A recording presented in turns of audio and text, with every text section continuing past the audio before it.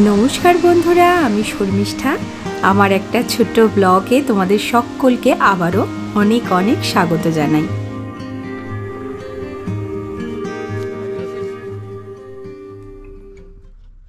Good morning Bihu. তোমার কেমন ঘুম হয়েছে? তোমার ঠান্ডা লেগেছে? Good morning Bihu. এটা সোনাদাতে, সোনাদার ঋষি হোমস্টেতে। সোনাদার গল্প এবং ঋষি হোমস্টের কিছু গল্প ঠিক এর আগের ব্লগে তোমাদের সাথে কিন্তু আমি করেছি। সেটা নিশ্চয়ই আমি এই ভিডিওর আই বাটনে দিয়ে দেব, তোমরা একবার গিয়ে দেখে নিও না দেখে থাকলে। ওই দিন সকালবেলায় যে ব্রেকফাস্ট দিয়েছিল আমাদের, একটা আলুর তরকারি, আলু ফুলকপির একটা তরকারি এবং তার সাথে লুচি। আর সব থেকে বেশি আনন্দদায়ক সেটা হচ্ছে, যেহেতু আমরা বাঙালি এবং বাঙালি মিষ্টি খেতে ভালোবাসে, তো ঋষিদা কিন্তু রসগোল্লার অ্যারেঞ্জমেন্ট করে রেখেছিলেন। আমরা এখন যাচ্ছি রেনবো ফলসের পথে। রেনবো ফলস বা ইন্দ্রেণী ফলস। আর তারও আগে বলে রাখি জায়গাটা কোথায়। জায়গাটা হচ্ছে অফবিট সোনাদা। সোনাদা শব্দের অর্থ হলো স্বপ্ন। এটা দার্জিলিং এবং কার্শিয়াংয়ের মাঝখানে অবস্থিত একটা ছোট্ট গ্রাম। 6146 ফুট উচ্চতায় অবস্থিত এই সোনাদা শহরটি দার্জিলিংয়ের হিমালয়ান যে রেলওয়ে স্টেশন, তার মধ্যে কিন্তু এটা একটা প্রধান স্টেশন। কারণ আমরা দার্জিলিং যেতে এই স্টেশনটা তো চোখে আমাদের পড়েই, যে সোনাদা। তো আমরা প্রায় চলে এসেছি এই রেনবো ফলসের কাছে, আঁকা বাঁকা রাস্তা দিয়ে। সোনাদা এমন একটা জায়গা যেখানে গোর্খা এবং লেপচাদের মতন সমৃদ্ধ সংস্কৃতির পাশাপাশি এই অঞ্চলে বসবাসকারী অন্যান্য অনেক সম্প্রদায়ও কিন্তু রয়েছে। সংস্কৃতির এই মিশ্রণ শহরের উৎসব, খাবার, দৈনন্দিন জীবনে স্পষ্ট, যা এটাকে এই ঘুরে বেড়ানো মানে ভ্রমণের জন্য একটা প্রাণবন্ত স্থান করে তুলেছে। সোনাদার কিন্তু স্পেশালিটি হচ্ছে সোনাদার চা বাগান। আসবো সেই গল্পে পরে। তো এখন আমরা চলে এসেছি ইন্দ্রেণী ফলসে। এটাকে বলা হয় রেনবো ফলস। নেপালি ভাষায় ইন্দ্রেণী, যার অর্থ হলো রেনবো। এই জলপ্রপাতটা সোনাদা যে শহর আছে তার থেকে 5-6 কিলোমিটার দূরে। আমরা কিন্তু সোনাদার যে হোমস্টেতে ছিলাম সেই গ্রামের মধ্যে দিয়ে যে রাস্তা, সেই রাস্তা ধরে এই ফলসের কাছে এসেছি। তবে এই ফলসে আসার জন্য আরও আরেকটি রাস্তা আছে। শান্ত জলপ্রপাতটি শহরের যে কোলাহল তার থেকে অনেকটা দূরে এবং অক্ষত অবস্থায় রয়েছে, প্রকৃতির মাঝে লুকিয়ে রয়েছে। আসলে রৌদ্রোজ্জ্বল দিনে, মানে যেদিন খুব সুন্দর রোদ ওঠে, সেদিন কিন্তু ইন্দ্রেণী জলপ্রপাতে আসলে এই রংধনুটা দেখা যায়, যেটা দেখতে এত সুন্দর লাগে। তবে বর্ষাকালে এখানকার রাস্তার একটু তো অসুবিধে হয়ই, চড়াই উতরাই যেহেতু রয়েছে, এবং এই রেনবো ফলসের কাছে নামাটাও তখন একটু কিন্তু বেশ কষ্টকর হয়ে উঠবে বলেই আমার মনে হয়। কারণ রাস্তাটা তখন তো আরও বেশি পিছল বা আরও বেশি জলপ্রপাতের পরিমাণটা অনেক বেশি থাকবে। তবে বর্ষাকালে কিন্তু একটা জিনিস, যেটা পাহাড়ের সবুজের পরিমাণটা অনেক বেড়ে যায় এবং তার জন্যে দেখতে আরও বেশি সুন্দর লাগে। যদিও আমরা বেড়াতে গিয়েছিলাম যখন, তখন কিন্তু বেশ ঠান্ডা, শীতকাল। এবং যে ভাই আমাদের সাথে গিয়েছিল আমাদের ঘুরতে নিয়ে যাবে বলে, মানে সৃজনাদি যাকে পাঠিয়েছিলেন আমাদের সাথে, সেই ভাইয়ের কথায় আমরা যথেষ্ট লাকি, কারণ তার আগের কয়েকটা দিন রোদ অতটা ভালো ছিল না এবং রেনবো কিন্তু দেখা যায়নি। আমরা যেদিন গিয়েছিলাম সেদিন কিন্তু যতক্ষণই ছিলাম ওখানে, যতবারই দেখছিলাম ওর দিকে তাকিয়ে, রেনবো দেখতে পাচ্ছিলাম। খুব সুন্দর লাগছিল জায়গাটা। অফবিট জায়গায় যখন ঘুরতে যাওয়া হবে তখন কিন্তু বেশ কয়েকটা জায়গা যেখানে ঘুরতে যাওয়া হবে, তার হয় ড্রাইভার নয় গাইড, কাউকে সঙ্গে রাখাটা প্রয়োজন, না হলে চিনতে পারাটা কিন্তু একটু অসুবিধে। अभी हम लोग यहाँ पे college valley Rainbow Falls, Rainbow Falls में आप लोगों का यहाँ पे हम लोग को जिसका गुड लक रहता है उनको रेनबो दिखने का टाइम मिल जाएगा। अभी जैसे कि आप लोगों का गुड लक था, आप लोगों को मिल गया टाइम। जैसे कि यहाँ पे आप देख रहे हैं इधर में ये जो फॉल्स गिर रहा है, ये फॉल्स आपका आ गया है रंगबुल से, रंगबुल कॉलेज वैली एरिया, लेकिन ये आता है रंगबुल से। अभी देखिए वहाँ पे फिर से रेनबो दिखाई दे रहा है। ঠিক তাই, ঠিক সূর্যের আলোটা যতবার প্রখর হচ্ছে ততবারই কিন্তু রেনবোটা চোখে পড়ছে।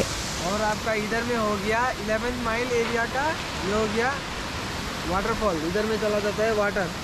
उधर से आ गया आपका गैरेज लाइन का, नीचे से आता है और ये तीनों मिल के एक फ्लो में होके चला जाता है। जैसे थैंक यू।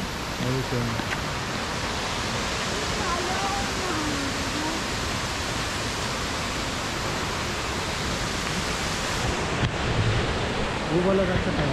हाँ हाँ हाँ, वीडियो हो रहा है ना।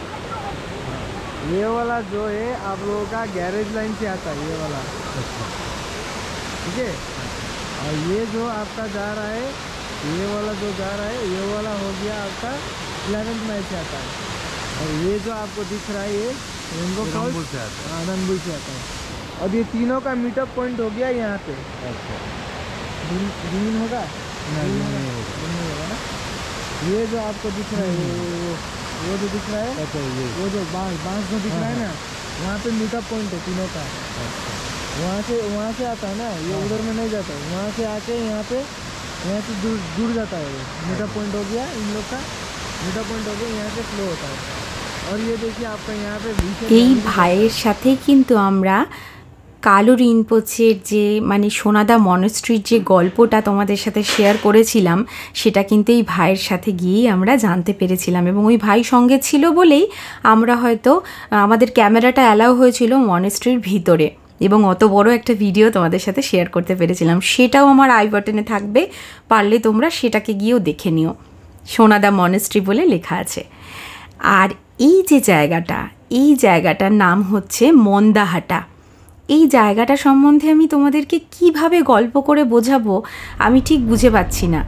কারণ জায়গাটাতে যখন পৌঁছাই, এই জায়গাটা এত সুন্দর, প্রকৃতি তার এত মনোমুগ্ধকর একটা চারপাশের দৃশ্য রেখেছে আমাদের সামনে, যে মনে হচ্ছে এখানে দাঁড়িয়ে গল্প করব, দাঁড়িয়ে ছবি তুলব, না বেশ কিছু ভিডিও করব, নাকি চোখ ভরে দেখব আর বুক ভরে নিঃশ্বাস নেব।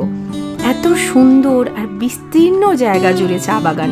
সোনাদার স্পেশালিটি হচ্ছে চা বাগান, তবে চা বাগান সবসময়ের জন্য সুন্দর, সেটা ছোট চা বাগান হোক বা বড়। তবে সোনাদার এই মন্দাহাটাতে এসে চোখটা জুড়িয়ে যাবে, এত সুন্দর একটা জায়গা।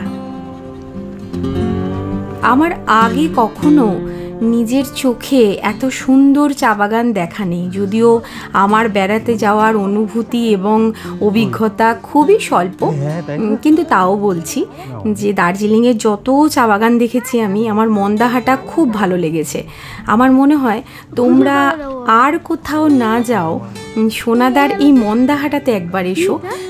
একটু অফবিট লোকেশানে যদি চা বাগান বা শান্তির খোঁজ লাগে, যে মনে হয় একটু গিয়ে বসবো, তাহলে এই জায়গাটার রিপ্লেসমেন্টে আমি এখনও অবধি দার্জিলিংয়ের চা বাগানের কোথাও ঠিক বলে বোঝাতে পারবো না। যদিও দার্জিলিং কিন্তু এখান থেকে এখনও 20-25 কিলোমিটার পরে।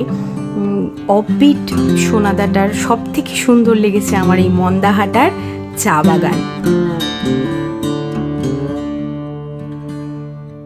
চা বাগান দেখলেই যেন মনে হয়, ইস, যদি একবার পাহাড়ে জন্মাতাম না, ছোটোবেলা থেকে বড় হতাম পাহাড়ে, পাহাড়ে আমার একটা বাড়ি থাকতো, এরকম ধরনের একটা ফিলিংস হয় যতবার আমি পাহাড়ে যাই। কারণ পাহাড়কে এত ভালোবাসি যে মনে হয় মন খারাপ হলেও পাহাড়ে যাই, মন ভালো হলেও পাহাড়ে যাই, সমস্ত কিছুতেই মনে হয় যেন পাহাড় পাহাড় আর পাহাড়।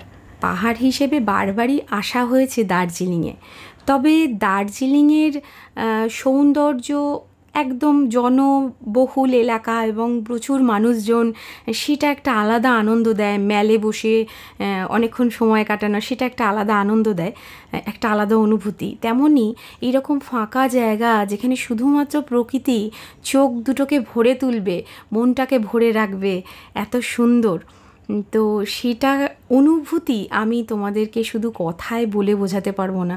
এত সুন্দর জায়গা এটা মন্দাহাটা, এবং ক্রিসমাস ট্রিয়ের মতন ওই যে গাছগুলো অসাধারণ একটা অনুভূতি দিচ্ছিল।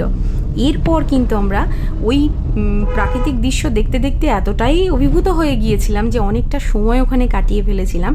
তো এই যে রাস্তাটা এই নিচে চা বাগান থেকে হয়ে সোনাদা মার্কেট অবধি যায়, মানে ঋষিকেশ হোমস্টে অবধি, রাস্তাটা কিন্তু বেশ খানিকটা খাড়াই। আমি জানি না ক্যামেরার এই ভিডিওতে তোমরা কতটা দেখতে পাচ্ছ। আমাদের সাথে একটা অভিজ্ঞ ড্রাইভার ছিলেন এবং তিনি আমাদেরকে এইভাবে এত মানে কি বলবো, একটা দুর্গম পথ অতিক্রম করে আমাদেরকে নিয়ে আসছিলেন।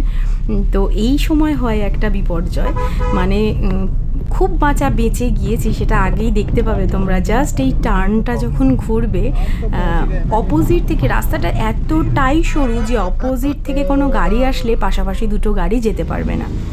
তো যথারীতি কাটাতে গিয়ে এটা মানে নর্দমায় খানিকটা চাকা পড়ে যায় আমাদের গাড়ির, এই জাস্ট পড়ে গেল। এবং এই মুহূর্তে ওখানকার লোকাল যারা তারাই হেল্প করেছে। ভাগ্যিস এটা একটা নর্দমা ছিল, পাহাড়ের খাদ ছিল না, এটাই প্রাণের বাঁচা আর কি। তো এর পরের যে নেক্সট এপিসোডটা থাকবে সেখানে তোমাদের সাথে কিন্তু গল্প করব সোনাদা মার্কেট সম্বন্ধে। যেহেতু অফবিট জায়গায় গিয়েছিলাম, আমরা কিন্তু চেষ্টা করি পায়ে হেঁটে যতটা ঘুরে আশপাশটা ঘুরে বা আশেপাশের লোকের সম্বন্ধে জেনে, সেই পরিবেশটা সম্বন্ধে জেনে সেটা উপভোগ করতে। তাতে আমার মনে হয় অনেক বেশি ভালো লাগা থাকে। তো সেটা এই ভিডিওর মাধ্যমে আমি চেষ্টা করব তোমাদের সামনে তুলে ধরার। তো কেমন লাগলো আমাদের ভিডিও সেটা অবশ্যই জানিও, নিশ্চয়ই কমেন্ট করো। আর অবশ্যই সঙ্গে থেকো, সবাইকে ভালো রেখো, নিজেরাও অনেক ভালো থেকো।